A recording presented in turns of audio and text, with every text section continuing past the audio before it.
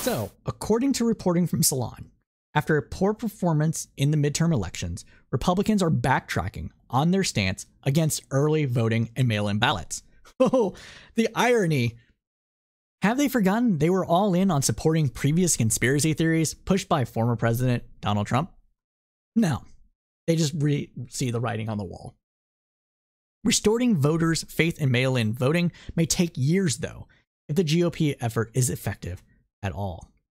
Quote, Republican states are rightly taking steps to ensure elections are safe and secure, a Republican strategist who worked on the Georgia midterm election told Politico.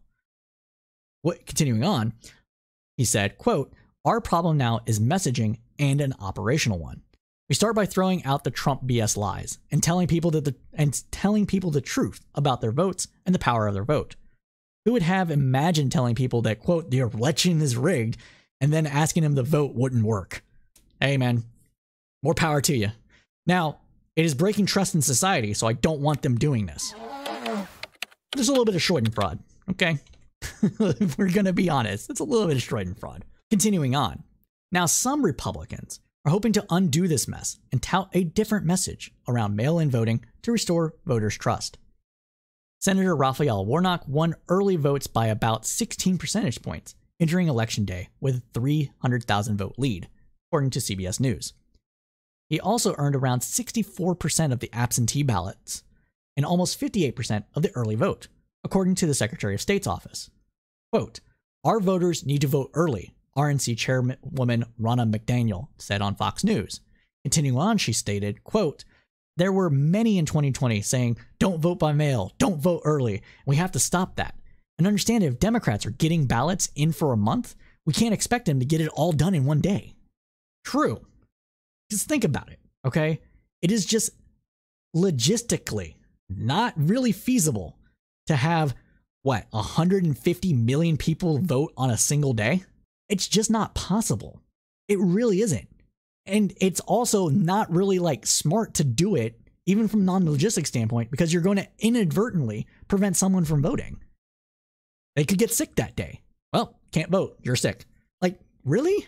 It's just dumb. It's just dumb.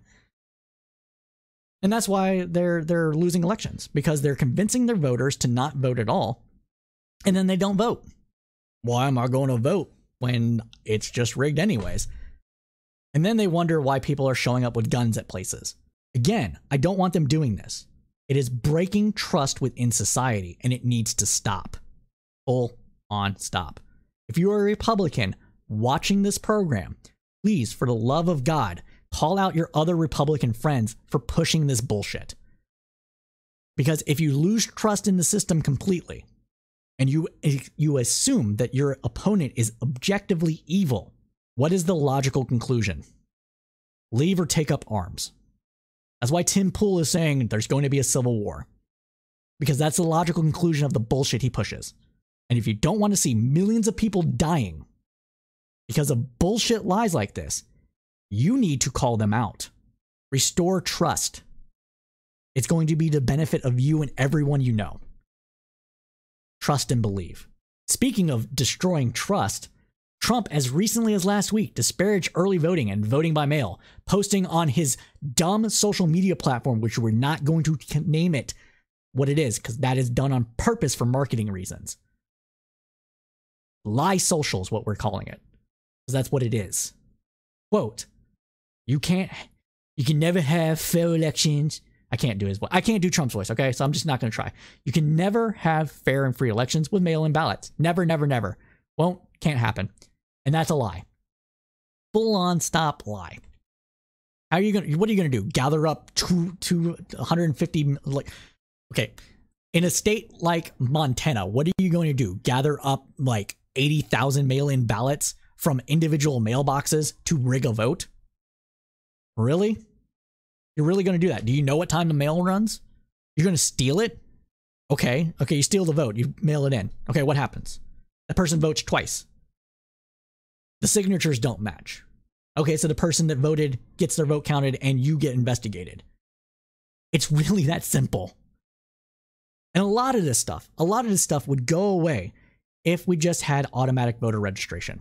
By automatic voter registration, anytime you change your home address for whatever reason, you're automatically registered to vote, and your voter information is updated in a system that can be accessed by every other state. It's really simple. John Doe from Mississippi lives in Mississippi. John Doe does not live in, I don't know, Florida. We have the records. We have his ID. We have his the last time it was updated. We have his social security number. Then they can't vote in Florida. Like, it's simple. It's very simple. And if somebody is registered to vote in multiple states for whatever reason, then you look into that. Like, it makes things simpler. Just do it. Let's get automatic voter registration, please. Do it. But we have more to continue on with this. We have a lot more to continue on. So we're going to continue on. Now, Herschel Walker's failure in the pivotal Georgia race came as the last blow, finally convincing Republican operatives and lawmakers to issue a wake-up call to their party, persuading them to take early voting seriously. Quote, "People are awakening to it, even the Trumpiest," GOP strategist Karl Rove told Politico. It's a sad commentary that we have to do that, and there is resistance. He's creating a class of people who may for a long time believe that elections are stolen as long as there is a presence of mail-in ballots, and that causes people to say, my vote doesn't count. I don't need to bother to vote. True, you're suppressing your own vote, you dipshits. And that's bad. All right? As much as I like to see Republicans lose, this is not good for the country. It's not good for the people that are propagandized and turned into useful idiots of this. It is not good for every single American to have a large swath of Americans distrust the entire system. It is breaking democracy. It is breaking our trust in our communities. It is turning people violent. And we'll talk more about that later. But we have to continue. Now, even Fox News hosts who have repeatedly echoed Trump's claims about mail-in voting are shifting their stance. When the Georgia runoff election showed Walker was likely going to lose, Fox News host Sean Hannity asked GOP leader Kevin McCarthy, Republican of California, about the, quote, reluctance some Republicans have about voting early and voting by mail. Adding to it was too big of a margin for Republicans to always have to wake up to. McCarthy agreed, "You're exactly right." In a sign that Republicans' loyalty to the former president may be waning, others are also blaming him for making poor choices when it comes to candidates.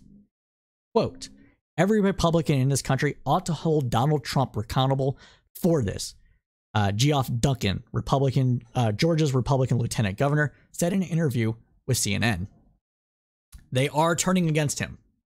The establishment is turning against him. But the base is not yet. Yet. Continuing on, Duncan said, quote, "The only way to explain this is a candidate's quality." Regardless of the reasons, several of Trump's allies are abandoning him and his conspiracy theories. Republican operative Scott Jennings warned on Twitter that, quote, "Georgia may be remembered as the state that broke Trump once and for all." And the editorial board of the Wall Street Journal weighed in with a plea to the Republican Party to look beyond Trump in the 2024 race, predicting he would have no shot of winning another general election.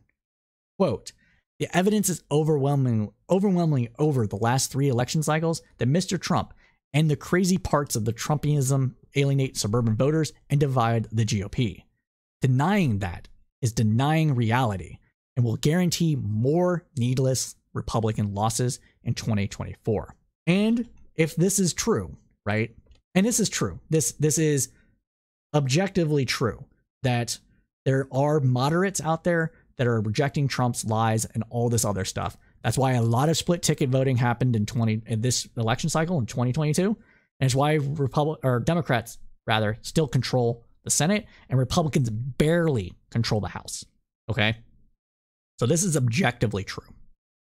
The problem is that the way that the Republican primary goes, it is a plurality winner-take-all system.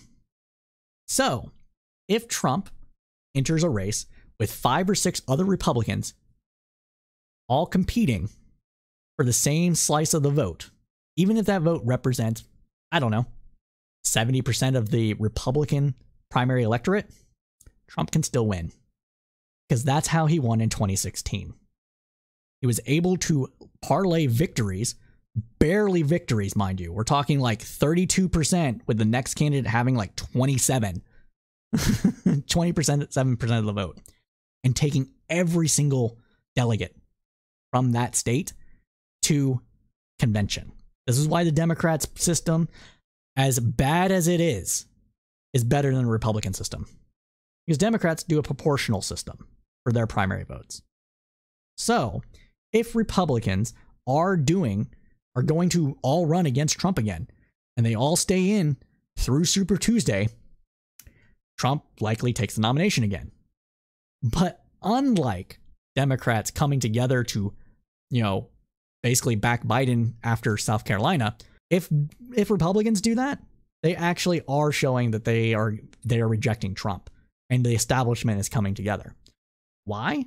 Because it is a plurality system. This is the problem with plurality winner take all systems. You should have to get 50% of the vote to get. You should get a majority. You should get over a majority of the vote to win an election. Full stop. Period. There should never be like a 49. There should never be like a 45, 33, whatever percentage win.